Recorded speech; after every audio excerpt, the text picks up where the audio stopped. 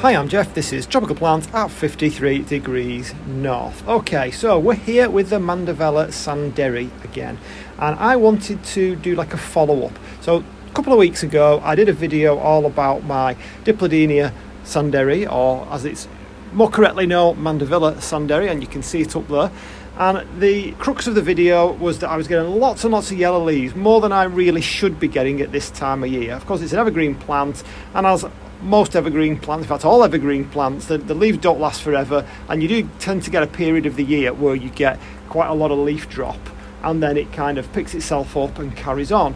Now, because I've had this a couple of years now, I'm aware of the kind of percentage of the plant's leaves that do that, and they tend to do that really like sporadically throughout the season, not just at one point of the year. And up to a couple of weeks ago, I was getting a lot of yellow leaves. I was coming in here and I was having to pick off like a dozen yellow leaves at a time on a daily basis. So I did part one of the video, which was talking about what the cause of that might be, and then part two was kind of addressing those issues. So just to quickly recap, and I'll try and keep it as brief as I possibly can. So I decided, after a little bit of thought and a little bit of research, that the main issue with mine was that I was overwatering it, and you can't see me, but I'm doing overwatering in quotation marks, because my recent thinking on this, based on one or two other people who know a little bit more than me about these things, was that actually to say overwatering or underwatering, and I understand why we use those terms, because it's easier to use those terms because the actual reality is a little bit more complex. So for me, overwatering actually means now not that I'm giving it too much water, but that the media is wrong, or there's something wrong with the pot, or there's something wrong with what's going on at the roots. So we had a look at the Mandevilla Sanderi roots, and there's the pot down there.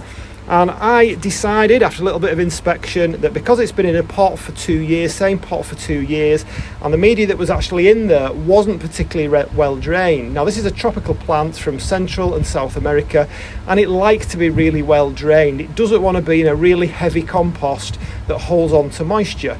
So what I did, because obviously I can't change the compost that it's in without washing it all off the roots, and quite clearly that's not something that's going to be an easy thing to do with this great big climbing vine here.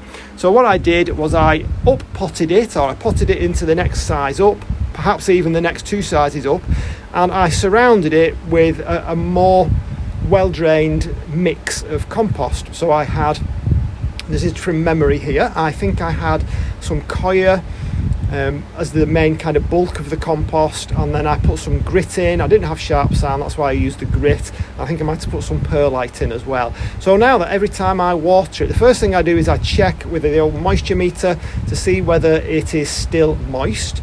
Now, I came up with another issue with that a little bit later on, because it has a very starchy, fleshy taproot, and if you then go and plunge the moisture meter into the starchy, fleshy taproot, you're going to get moisture whether the rest of the compost is dry or not.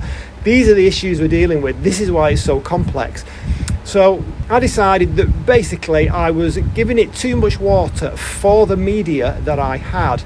And to make matters a little bit more complex, really what we should be saying is, based on the fact that in my own particular environment, knowing what I do about the conditions, specifically about my greenhouse, specifically about this corner of my greenhouse, specifically about the climatic conditions that we've experienced this year, and also based on the fact that the media wasn't the ideal media, taking all those into account, then the water that I was giving it was actually being held on to too much.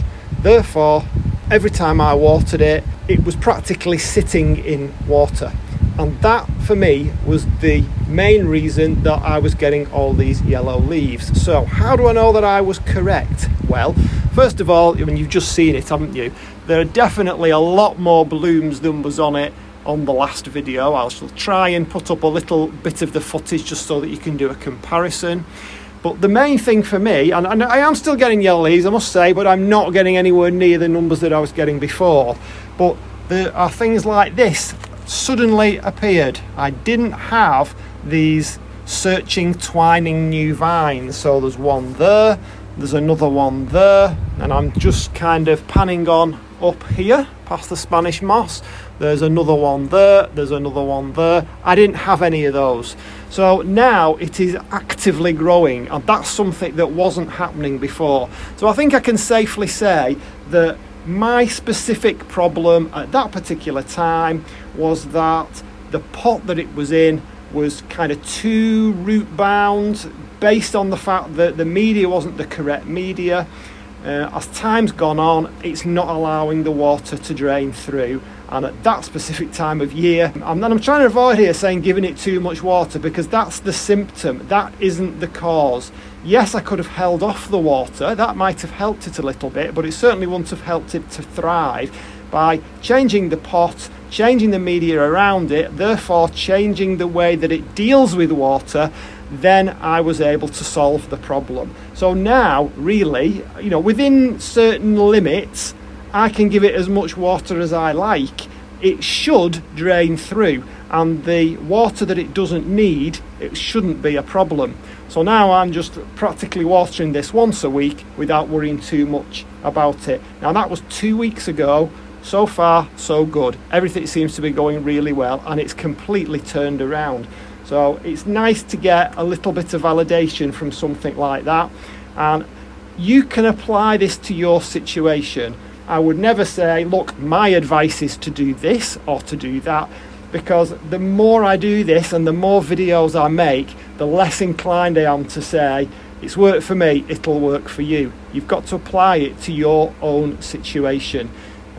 That doesn't mean to say that everything you see on here is absolutely useless to you. That's obviously not the case. Everything you see on here, you should, just like when I watch other people's videos, you should be able to take that information on board and try and apply it to your situation. If you're in a temperate climate, then the chances are quite high that you can apply that same logic to your plant if you're having the same problem. If you're not in a temperate climate, then maybe you can discount that, then at least it has been useful and you can look at other ways. But I think as a general principle, this idea of trying to get away from the overwatering, underwatering terminology can really help you focus on to what I think anyway is the main issue. Okay, so I hope that was a little bit useful for some people out there. I hope you've managed to plough through all 3 of the videos. If you haven't, I always put links in the description, and I always pin a comment to show where you can go and watch the first 2 videos. And if you've got any experiences that you want to tell me about, I love hearing from people. I always respond in as much detail as I can possibly muster for that time of the day, because I always do it in the morning. And please give me a thumbs up if you enjoyed the kind of flow of that video to see where we ended up. And for now, I'll see you on the next one. Bye.